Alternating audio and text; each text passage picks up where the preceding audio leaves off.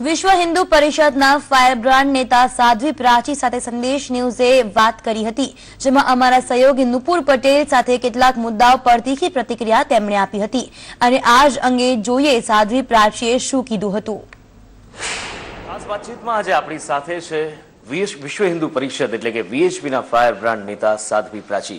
प्राची जी, स्वागत है आपका संदेश न्यूज में। नमस्कार। अच्छा, सबसे पहले तो ये जानना चाहेंगे, आज आप अहमदाबाद के मेहमान बने, गुजरात के मेहमान बने, क्या स्पेशल मोटो है, क्या स्पेशल उद्देश्य है? अहमदाबाद में मैं इसलिए आई हूँ, एक हमारे बड़े ही अच्छे परिचित श्री सियाराम शर्मा जी ने एक यहाँ भारत विकास परिषद की ओर से एक बहुत बड़ा कार्यक्रम का आयोजन किया हुआ है। बेटी बचाओ बेटी पढ़ाओ, बेटियों की रक्षा, बेटियों की सुरक्षा आज वास्तव में हिंदुस्तान में बहुत जरूरी है। उस कार्यक्रम का आयोजन किया तो मुझे यहाँ बतौर चीफ गेस्ट के बुलाया गया, तो उस कार्यक्रम में मैं पहुंची। बेटी बचाओ के कार्यक्रम में आप आए तो थोड़ा सा उसके बारे में भी जानना चाहेंगे, मतलब बेटी बचाओ इस उद्देश्य को लेकर आप क्या कहना चाहेंगे? पहले तो मैं ये कहना चाहूंगी कि आज वास्तव में बहुत सारी समस्याएं हैं, लेकिन एक समस्या आज महिलाओं की सबसे बड़ी समस्या ये भी है कि कन्या भ्रूण हत्या दिन पर दिन बढ़ती जा रही है। लेकिन जब से देश के प्रधानमंत्री ने ये नारा दिया है कि हमें बेटियों को बचाना है, बेटियों को पढ़ाना है, बेटियों के भविष्य को सुरक्षित रखना है, तब से आंकड़ा कुछ बदला है। और वो आंकड़े में जब बदलाव आया है, हर व्यक्ति के मन में एक टीस सा, एक दर्द सा है कि बेटियां वास्तव में बचनी चाहिए। और मैं समझती हूं कि मैं बचपन से ही बेटियों की रक्षा और सुरक्षा का कार्य करती रही हूं। कन्या गुरुकुल करनाल में मैं प्रिंसिपल थी, वहां पर भी मैंने बच्चियों के लिए, बेटियों के लिए कन्या गुरुकुल में हॉस्टल की व्यवस्था कराई, वहां पर भी बेटियों के पढ़ने की व्यवस्था बहुत अच्छी कराई थी। और एक कन्या भ्रूण हत्या के विरोध में यहाँ से टंकारा से लेकर के जलियांवाला बाग तक एक बहुत बड़ी यात्रा का आयोजन किया गया। किसी तरह से बेटियां बचनी चाहिए। बेटी बचेगी तो मैं समझती हूँ कि ये देश बचेगा, बेटी बचेगी तो संस्कृति बचेगी, धर्म बचेगा। केंद्र की सरकार ने अभी 2 साल पूरे किए, तो क्या कहना चाहेंगे इस 2 साल के दौरान जो सरकार की कामगिरी रही, कैसे बयां करेंगे आप, अगर आपको बहुत कम शब्दों में बयां करना हो इस सरकार की कामगिरी? मैं समझती हूँ कि 60 साल का जो कूड़ा करकट था वो धीरे धीरे हिंदुस्तान से हटता जा रहा है, एकदम नहीं हटेगा। 60 साल का इतना भरा हुआ कूड़ा, कोने कोने में जालियां लगी हुई थी, उसको धीरे धीरे मोदी जी प्रयास कर रहे हैं हटाने का।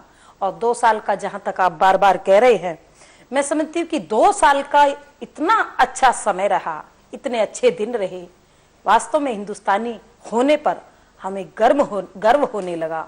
हिंदुस्तान की एक नई पहचान, जो कि पिछले प्रधानमंत्री काल के प्रधानमंत्रियों को आप देखिए, वो मौनी बाबा बनकर के जिए। और मुझे तो उस समय शर्म आई जब पाकिस्तान के अंदर बैठ करके हिंदुस्तान के प्रधानमंत्री को, पूर्व प्रधानमंत्री को जिस समय कहा कि ये तो एक देहाती औरत सी लगती है, उस समय कितनी शर्म की बात थी हिंदुस्तान के लिए। आज हमें गर्व है हिंदुस्तान के प्रधानमंत्री को पूरे विश्व में देखा जाए तो आज मोदी मोदी हो रहा है, इससे ज्यादा गर्व की बात क्या होगी। और दूसरी बात, हिंदुस्तान में कांग्रेस सरकार में नित नए रोज घोटाले आते थे, लेकिन खुशी की बात है कि मोदी सरकार में कोई घोटाला नहीं, घोटाले का नाम भी लोगों ने भूलते जा रहे हैं। मुद्दा कोई भी हो, चर्चा कोई सी भी हो, लेकिन जब साध्वी प्राची से बात होती है तो हमेशा उनके निशान पे मुसलमान रहता है, क्यों? देखिए, साध्वी प्राची सच बोलती है और सच कड़वा होता है, और कड़वे को हर कोई पचाए ये बहुत मुश्किल बात है। बुखार होता था तो पहले हमने सुना था कि कुनैन की गोली ली जाती थी, कड़वी होती थी, बहुत कड़वी, खा नहीं पाते थे, लेकिन उसी से बुखार दूर होता था, फीवर दूर हो जाता था। आज साध्वी प्राची अगर सच कहे और सच को सबके बस की बात नहीं पचाए, रही बात मुस्लिमों की, ये आपका चैनल ही नहीं, मैं समझती हूँ पूरे भारतवर्ष की मीडिया मुझसे पूछती है, आपको इतनी तकलीफ क्यों है? हाँ, मुझे तकलीफ है, लेकिन मुझे किसी रहीम से, रसखान से, चांद बीबी से, अब्दुल कलाम से कोई तकलीफ नहीं। हामिद अंसारी से मुझे कोई जो देश के अंदर 72 के युद्ध में हामिद ने जो काम किया, अब्दुल हमीद, वो पूरा विश्व जानता, हिंदुस्तान जानता, उनका मैं सम्मान करती हूँ।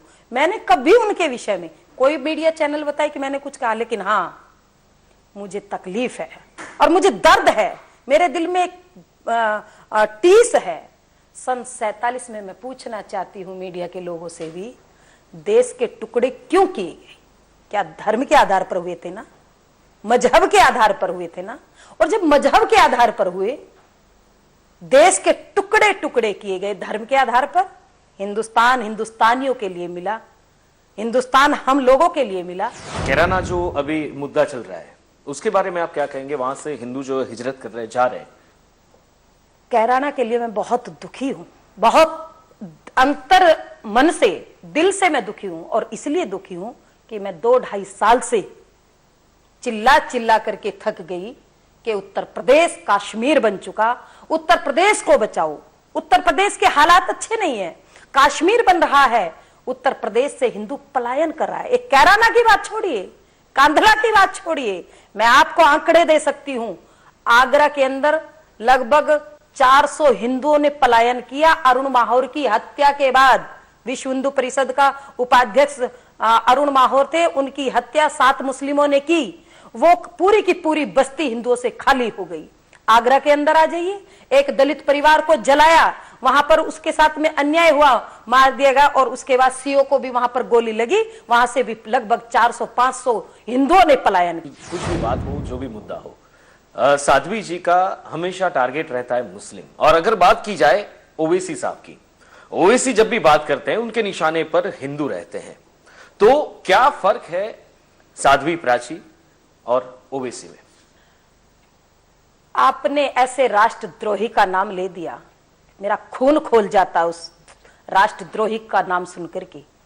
जो व्यक्ति कहता है कि संविधान में नहीं लिखा है, मेरी गर्दन पर चाकू रख दो, मैं भारत माता की जय नहीं बोलूंगा।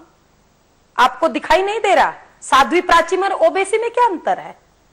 साध्वी प्राची मरने के बाद भी, हिंदुस्तान की मिट्टी में मिलने के बाद भी अगर कान लगा करके सुनोगे तो तब भी साध्वी प्राची के शरीर से यही आवाज आएगी, प्राणों से, अंतर मन से यही आवाज आएगी, भारत माता की जय बोले जी। यही अंतर है साध्वी प्राची में और ओवैसी। उत्तर प्रदेश में अभी चुनाव आ रहे हैं और कुछ नाम मुख्यमंत्री पद के दावेदार के लिए, कुछ नाम आपके भी जहन में है, आपके भी मन में है, लेकिन भारतीय जनता पार्टी अभी तक ये कंफर्म नहीं कर पाई कि कौन बनेगा उत्तर प्रदेश का चेहरा।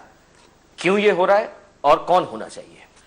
देखिए, बीजेपी बहुत बुद्धिजीवियों की पार्टी है और जितने इंटेलिजेंट बुद्धिजीवी, भारतीय जनता पार्टी में कोई एक व्यक्ति निर्णय नहीं करता, वहां पर बहुत सारे लोगों की कोर कमेटी है और वो बैठ करके निर्णय करती है। अभी सर्वे चल रहा है, मैं समझती हूँ कि कोर कमेटी बैठेगी सर्वे के बाद और वो निर्णय लेगी। लेकिन हाँ, आपने पूछा कौन होना चाहिए। यूपी के अंदर इतना आतंक, उत्तर प्रदेश के अंदर इस समय चल रहा है, इतना क्राइम बढ़ रहा है, महिलाओं के साथ में इतना अन्याय हो रहा है, उनका शोषण हो रहा है, समाज में इतनी विषमता है, तो ऐसी विषम परिस्थितियों को देख करके मैं समझती हूँ जहां से हिंदू पलायन कर रहा है, कश्मीर जैसे हालात है, उस प्रदेश का मुख्यमंत्री क्या होना चाहिए। तो पूरे उत्तर प्रदेश के बच्चे बच्चे की आवाज है कि वहां पर उत्तर प्रदेश का मुख्यमंत्री, हिंदुस्तान का प्रधानमंत्री नरेंद्र मोदी है, तो उत्तर प्रदेश का मुख्यमंत्री आदित्यनाथ योगी होना चाहिए।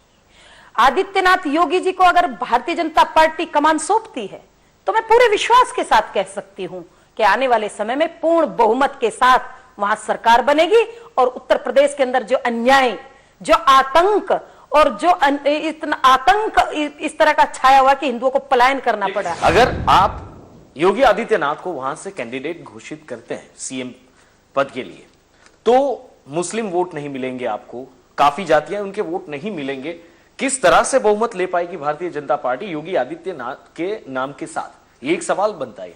देखिए, ना मैं हिंदू की बात करूंगी ना मुस्लिम की बात करूंगी, मैं करूंगी स्वामी आदित्यनाथ योगी जी को अगर भारतीय जनता पार्टी उत्तर प्रदेश के अंदर सीएम कैंडिडेट घोषित करती है तो निश्चित रूप से युवाओं में वहां पर जोश है।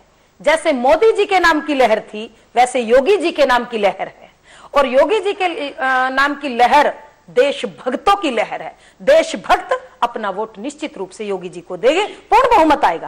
देशभक्ति की जब बात निकली तो एक सवाल यहां पर मुझे ये याद आता है कि मतलब हम भगत सिंह की सराहना करते हैं, जो भी क्रांतिकारी रहे उन्हें सलाम करते हैं, लेकिन गांधी जी के बारे में जो आपका निवेदन था अंग्रेजों के एजेंट, वो कहीं ना कहीं दिल पे लगता है। राष्ट्रपिता के लिए इस प्रकार का निवेदन मैंने शुरू में कहा था कि सच कड़वा होता है, सच को पचाना सबके बस की बात नहीं है। किसी के पेट में दर्द होता है सच को सुनकर के, किसी का पेट खराब हो जाता है, किसी का हाजमा दुरुस्त हो जाता है, ये सबके बस की बात नहीं। इतिहास को पढ़ो, पता चल जाएगा। केवल चरखा और तकली से आजादी नहीं मिली, आजादी को दिलाने वाले भगत सिंह की जवानी है, बिस्मिल की जवानी है, अशफाक उल्लाह खां, सुभाष चंद्र बोस, चंद्रशेखर, केवल बापूजी नहीं, बापूजी का सम्मान करते, लेकिन ये जो क्रांतिकारी है जिन्होंने अपनी जवानी को देश के चरणों में समर्पित किया, उन्होंने भी देश की आजादी के लिए अपना जीवन कुर्बान किया, उनकी भी हम शहादत को नहीं भुला सकते। एक आखिरी सवाल आपसे, अगर बात की जाए भारत की अखंडता, भारत की एकता के बारे में, तो क्या कहेंगे और आने वाले समय में आप हिंदुस्तान को कहां देख रही हैं? मैं समझती हूँ कि हिंदुस्तान आने वाले समय की जो बात कर रहे हो, निश्चित रूप से आने वाले समय में नरेंद्र मोदी जी जो देश के प्रधानमंत्री बने, ये हिंदुस्तान का बड़ा सौभाग्य है कि हिंदुस्तान को ऐसे राष्ट्रभक्त, देशभक्त प्रधानमंत्री मिले। ये निश्चित रूप से आने वाले समय में हिंदुस्तान को विश्व गुरु के पद पर प्रतिष्ठित करके रहेंगे, ये मुझे विश्वास है। जी, साध्वी जी, आप संदेश न्यूज में आए, हमारे साथ बातचीत की बहुत बहुत धन्यवाद। तो आती एक खास बातचीत साध्वी प्राची जी साथे नहीं। नमस्कार।